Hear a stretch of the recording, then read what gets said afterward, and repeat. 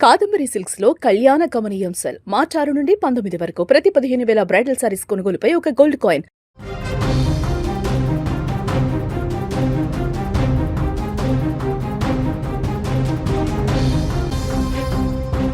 యుద్ధ క్షేత్రంలో మునిపెన్నడూ లేని సరికొత్త మలుపు చోటు చేసుకుంది.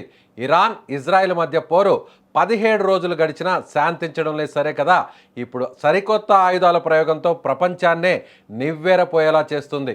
ఇన్నాళ్ళు ఒక ఎత్తు, ఇప్పటి నుంచి ఒక ఎత్తు అన్నట్టుగా ఇరాన్ తన అమ్ముల పొదలోని అత్యంత శక్తివంతమైన రహస్య ఆయుధాన్ని బయటకు తీసింది. అదే డాన్సింగ్ మిసైల్. పేరు వినడానికి వింతగా ఉన్నా దీని విధ్వంసకర సామర్థ్యం మాత్రం శత్రువుల గుండెల్లో రైళ్లు పరిగెత్తిస్తోంది.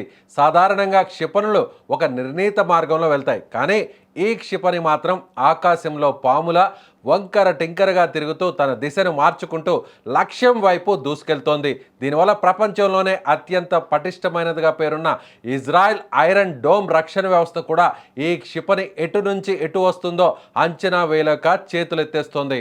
ఈ అద్భుత క్షిపణి ప్రయోగాన్ని ఇస్లామిక్ రెవల్యూషనరీ గార్డ్స్ కోర్ అధికారికంగా ధృవీకరించింది.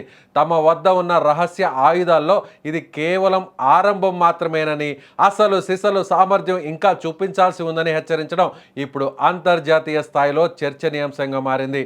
ఈ డాన్సింగ్ మిసైళ్లు రాడార్లకు చుక్కలు చూపిస్తున్నాయి. వీటి ప్రయాణ మార్గం స్థిరంగా ఉండకపోవడంతో ఇంటర్సెప్టర్ క్షిపణులు వీటిని గాల్లో కూల్చివేయడం దాదాపుగా అసాధ్యంగా మారింది. ఇజ్రాయెల్లోని అత్యంత కీలకమైన వ్యూహాత్మక సైనిక స్థావరాలను ధ్వంసం చేయడమే లక్ష్యంగా ఇరాన్ ఈ ప్రయోగాలు చేపట్టింది. ఈ పరిణామంతో అగ్రరాజ్యం అమెరికా కూడా అప్రమత్తమైంది. ఇప్పటికే ఇజ్రాయెల్ రక్షణ కోసం తన అత్యాధునిక థాడ్ క్షిపణి రక్షణ వ్యవస్థను మోహరించినప్పటికీ ఈ కొత్త రకం క్షిపణుల వేగం, గమనాన్ని అడ్డుకోవడం అమెరికాకు కూడా పెద్ద సవాలుగా మారింది. మరోవైపు ఇజ్రాయెల్ కూడా ఏమాత్రం తగ్గడం లేదు. ఇరాన్ దాడులకు ప్రతీకారంగా లెబనాన్లోని హిజ్బుల్లా స్థావరాలపై విరుచుకుపడుతోంది. ఇజ్రాయెల్ వాయుసేన యుద్ధ విమానాలు నిరంతరాయంగా బాంబుల వర్షం కురిపిస్తున్నాయి. ఈ భీకర దాడుల వల్ల కేవలం సైనిక స్థావరాలే కాకుండా సామాన్య పౌరులు కూడా ప్రాణాలు కోల్పోవడం ఆందోళన కలిగిస్తోంది. యుద్ధం ఎటు దారితీస్తుందో తెలియక మధ్య ప్రాచ్య దేశాలు భయాందోళనలో కొనసాగుతున్నాయి. ఇరాన్ ఉపయోగిస్తున్న ఈ సాంకేతికత రక్షణ రంగ నిపుణులను కూడా ఆశ్చర్యానికి గురిచేస్తుంది.